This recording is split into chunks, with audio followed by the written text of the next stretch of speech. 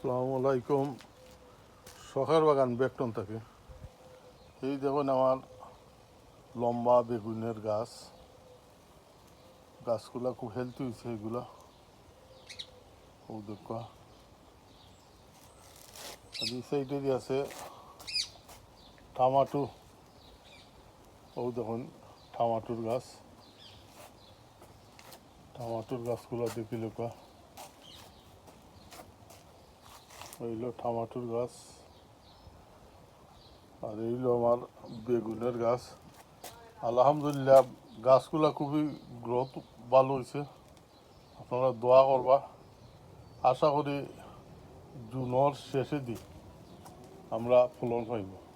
আর এখানে আমি 60টা টমাটো ফটোর মাঝে তুলছি।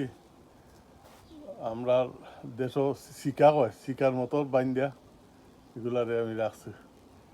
ধন্যবাদ আমার একটা দেখার জন্য।